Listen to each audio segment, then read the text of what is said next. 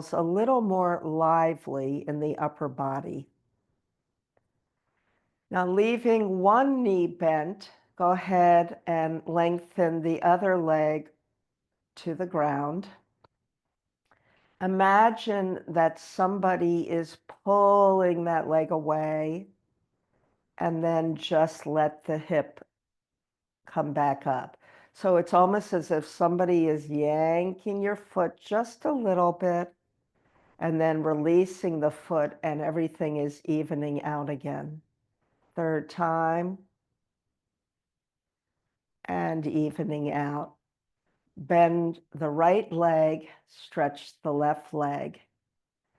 Imagine somebody is pulling that foot down and then releasing it. Gently pulling the foot down and releasing.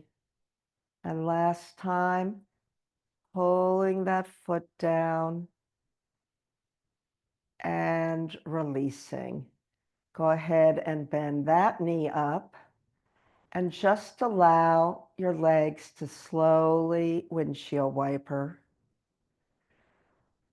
The first couple, don't get your upper body involved. And then let's add a little bit of upper body after maybe 1 or 2 rounds. So now stretch your arms out into a T. Make sure you have room on both sides. When your knees drop left, turn the left hand over, right hand could even tilt so that your pinky is going up to the sky and your head gently rolls to the right. And then come back. When your legs drop right, that hand goes palm down. The other hand might even turn further so that the pinky is toward the sky and your head drops left. Now let's take the arms gently over the head. If you need to raise the floor, you might want to take a bolster or a blanket to lay your backs of hands on it. So when the knees are dropping left, lengthen the right arm along the floor or on the bolster, and then come back to center. When the knees drop right, lengthen the left arm along the floor or the bolster and back to center. That one you should have felt in your armpits as well as the whole side body. Let's go ahead and release all of that. Give yourself a bear hug. So you're drawing your arms toward each other, grabbing, if you can, each shoulder. If that doesn't work, you're just, giving yourself some sort of hug. Release that bear hug, and then bear hug yourself the other way. Now, start to rock the hips forward and back. Once again, we're going to start super small, almost a minute movement. And then as your body feels ready, you might increase the range of motion. You might not. You might stay at that initial range of motion. If you are increasing, you could consider when you roll your hips towards your rib cage, you gently lift your rear off the ground. And then when you go the other way, you feel kind of a space under the low back, almost enough to put your hand under. But that's only if your back is releasing. Right now, I'm keeping my hands on the hips to feel the hips go forward and the hips go back as a unit. Try to do this as a unit so that they're evenly moving. You could add some breath in here. When your hips roll forward, you're inhaling, away from your body. When your hips roll towards your rib cage, you're exhaling. Let's add some upper body movement to it. Place hands under the neck, cupping the fingers. When your hips roll away, see if you can plant the backs of the arms a little more firmly into the ground and maybe even stick that chin up in the air. So now you have two arches under your back. Take a minute and really go to neutral. And in neutral, have you released all effort? Make sure you have before you move to the other direction. Now roll the hips towards your rib cage. Maybe the butt comes off the ground, maybe it doesn't. Draw your chin to chest. Maybe your head comes off the ground, maybe it doesn't. But everything is curled toward each other. And then release to the ground. When you release, have you let go? Check in. Don't go fast through this. This is as important as the effort is the release. Roll the hips forward, create the lower body arch. Stick the chin up in the sky, feel the backs of the arms touch the ground firmly, create the upper body arch. Release to a neutral position. Roll the hips back, draw chin to chest, elbows toward each other. Maybe you're rolling up, maybe you're not. Now this time, let's be very purposeful with our breath. As you roll the hips forward, take a nice inhale, feel the arms and the ground, chin up to the sky. And then as you're releasing the breath, everything is tucking toward each other. Let that all go. Maybe for a moment, stretch out. Adjust your body on the ground. Do something that feels nourishing. Maybe a side-to-side head. Maybe a sigh. And see how you're feeling. Now, we haven't worked our legs at all. We've been kind of working our trunk a little bit in our shoulders and a little bit with our arms. So now let's go ahead and add some leg movement. Draw right knee in toward chest. Cup hands under kneecap if you can. Otherwise, just reach wherever it works, or don't reach at all. You can still do this without reaching. Deeply flex the foot as your knee is bent. And then point the toes. Do that a couple of times. Flex and point, flex and point. Now lengthen that leg up to the sky with a slightly pointed toe. If this doesn't bother you, you could try to flex up here and point, flex and point. If that bothers your low back, stay with the pointed position.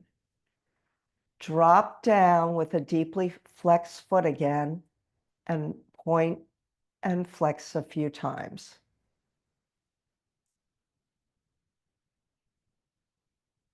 Now, keeping your leg like this, engaging the muscles of the lengthened leg, you're either going to just engage and disengage with the leg on the ground, or you're going to slightly lift that leg, maybe an inch or two, not much.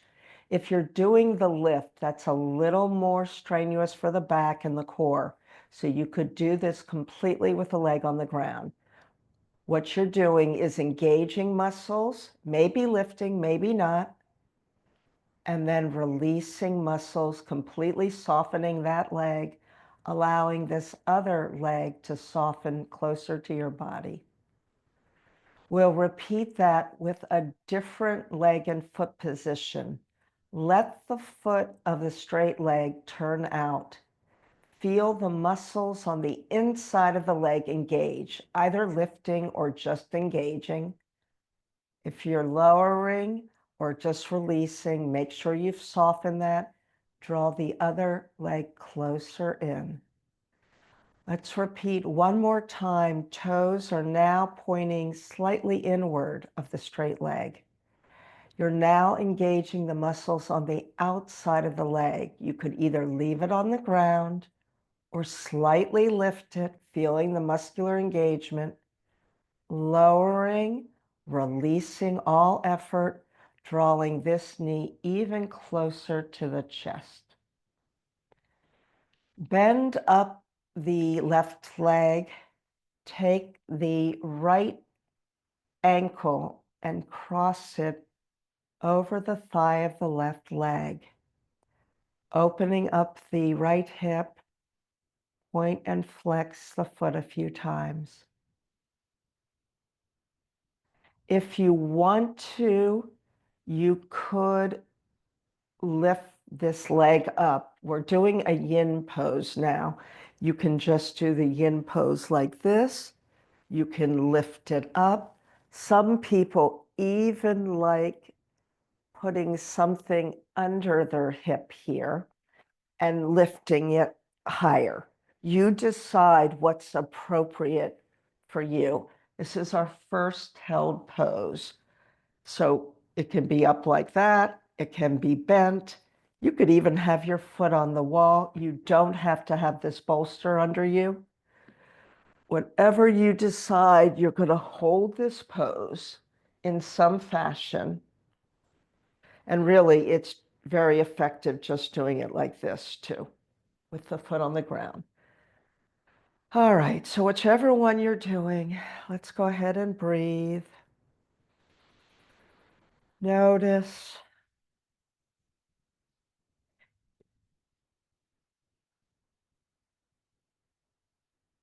What can you soften here?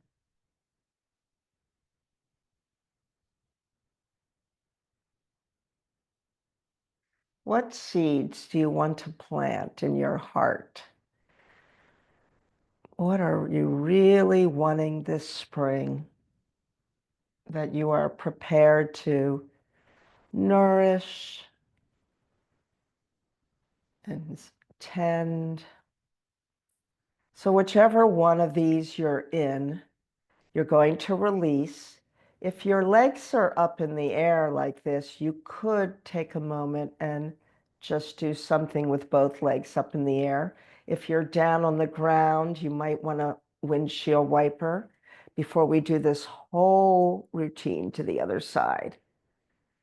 So take your time transitioning, move things out of your way. And this time, straighten out the right leg, draw the left leg in, reaching somewhere on the leg, flex and point the foot several times of the bent knee leg. Raise the leg up to the sky with a pointed toe. If it doesn't bother you, you could flex and point up here. If it does, just keep the toes pointed. On this leg, it does bother me to flex the toes. It feels much better with it pointed. Lower the leg down with a deep flex in the foot, and then engage the muscles of the straight leg. You can leave it on the ground engaged, or you can lift it an inch or two engaged. Release the muscles of that leg. Release the other leg closer to your body. Re-engage the straight leg with the toes pointed out, feeling the inside of the leg work. Lower or just release, soften muscles, let everything go. Toes are now pointed slightly in for the third set. You should feel this on the outer edge of the leg. You're either lifting or just engaging. You're lowering, softening, and softening all the muscles and just feeling what that feels like. Now bend up the knee of the straight leg, cross the ankle over that leg, opening up the knee, and deciding what kind of yin pose you would like here. This is perfectly fine, particularly if you're feeling already sensation on this leg. If you're not feeling any sensation, then you might want to lift it or go all the way up or even stick something under your hip. Now on this side, since I have an injury, this is how I'm going to do my yin pose on this side. I'm not going to my full range of motion because I can feel that I've tweaked something on the outer edge of this leg. So settle into a yin pose, whichever one works on this side. Slow your breathing down. Focus on whatever sensations you're feeling. Sometimes when you're holding a yin pose, your body will soften as the muscles fatigue and the fascial tissue becomes rehydrated. So if that is the case with you and you feel you can go a little deeper after the softening, you are welcome to go a little deeper.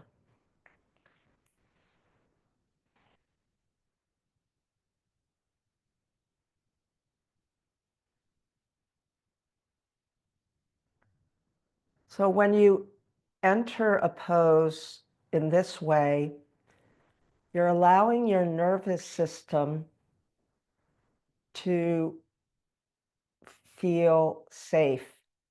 And when your nervous system stays in that feeling of safety, the parasympathetic mode, you're less likely to create tension in your body. And the last thing we want to do when we're doing a yoga practice is create more tension. So whichever one you're doing, go ahead and release. Decide how you want to neutralize your body, maybe with stillness or maybe with some sort of gentle movement.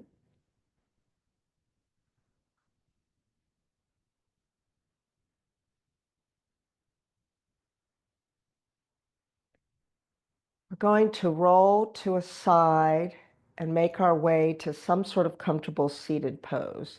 Take your time.